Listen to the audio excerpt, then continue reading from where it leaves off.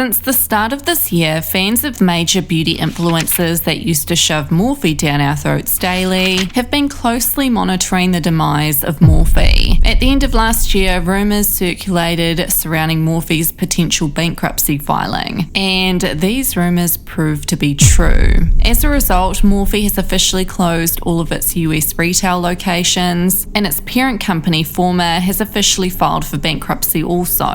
Given the very high-profile nature of this bankruptcy, all of the pertinent court documents are available for public viewing. As a result, fans of beauty gurus that used to promote Morphe have now been able to gain insight into many long-standing questions they'd had, particularly with Jaclyn Hill's lipstick line. It turns out that Morphe was working closer with influencers than we knew about. Morphe even apparently helped Jaclyn start her cosmetics line back in the day when she launched those super dodgy hairy lipsticks. It's clear that Jaclyn fully lied to our faces when introducing her lipstick launch, because she'd stated multiple times that it was a family business and that she used her own money to invest into the business. Despite all indications suggesting that Morphe was heavily invested in Jaclyn Cosmetics, Jaclyn Hill maintained her story and kept up this lie for many years. The beauty entrepreneur asserted that she was the sole driving force behind the brand, with no one else's help. She'd made out that she was the founder. Morphe has always been a little bit meh when it comes to products they produce, and whenever they launched something in the past, there was always people complaining. In addition to the recent news regarding the bankruptcy filings of Morphe and its parent company Forma Brands, there is further trouble brewing for the beauty brand. Reports have emerged that Morphe is currently the subject of a class action lawsuit due to the alleged use of non-FDA approved pigments in its makeup palettes. Customers who own any of the affected products are being encouraged to retain them, as they may be eligible to receive compensation as a result of the lawsuit. In particular, if any of the products cause irritation or other adverse reactions, customers may be entitled to a settlement. It is reported that the list of non-FDA approved products sold by Morphe is quite extensive, including many of the brand's popular palettes. It is speculated that the company may have chosen to use non-approved pigments in order to cut costs and keep their products at an affordable price point.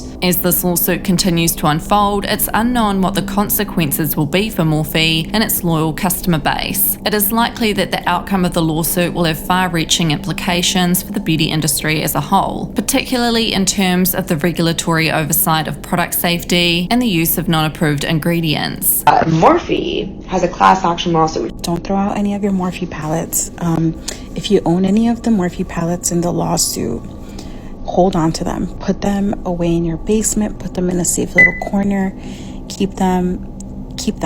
Because later on, when Morphe has to dish out all the money to all the people that were affected in this lawsuit, they might ask for serial numbers. They might ask for pictures of product. And you won't be able to cash in on this lawsuit if you don't have those products. Given Morphe's track record of using questionable ingredients in their products, it's not surprising that the company has found itself in hot water once again, this time with regards to their involvement in the launch of Jaclyn Hill's Lumpy Bumpy lipstick line back in 2019. Is by the end of this, I want you guys to walk away feeling like you know my brand, you trust my brand, and I've given you all the information that you need.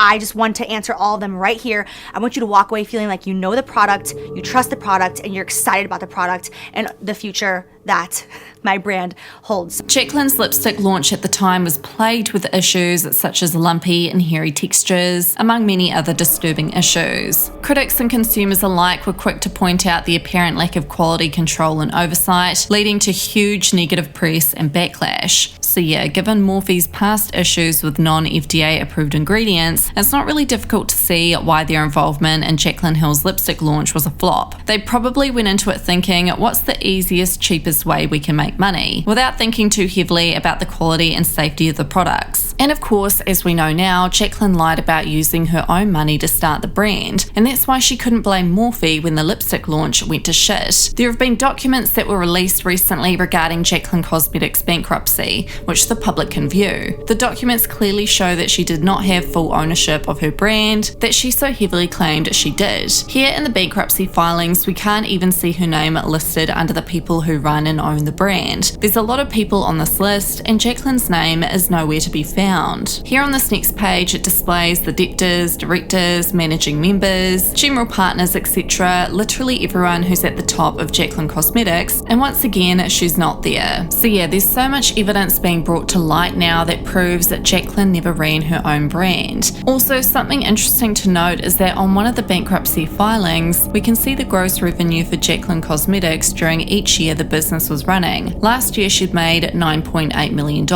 which is big, but that was a huge drop from $14 million the year prior in 2021. But there weren't as many launches from her brand in 2022 as there were in 2021. It turns out that Jaclyn's official role in her company is just a collaborator and licensor. Jaclyn honey, collaborator is not CEO. Jaclyn loves playing the victim card, as we all know. She's constantly coming online saying things like this where she wishes people knew that she had good intentions. Here she'd replied to a comment this year where someone asked her, "What's one thing you wish more people knew about you?" She'd responded, "This question makes me emotional. I wish more people knew that I'm actually a good person and I'm not a liar. I've gotten accused of lying about stuff my whole career and it sucks. I know I could have handled a lot of things better, but I'm not a liar." Fans of Jaclyn and our questioning whether the idea to launch Jaclyn Cosmetics with Morphe's assistance was actually proposed by Morphe itself as a means of shouldering the majority of the workload and allowing Hill to serve as the face of the brand. Given Jaclyn's prior working relationship with Morphe, as well as her close ties to the company's CEO, it is not difficult to imagine that such an arrangement may have seemed appealing to her at the time. Jen Luv on YouTube, who'd recently discussed the bankruptcy filing documents, exposed some interesting tea about huge sums of money being paid from Morphe to Jaclyn. And the balance as of December 31st, 2021 was about $4.7 million,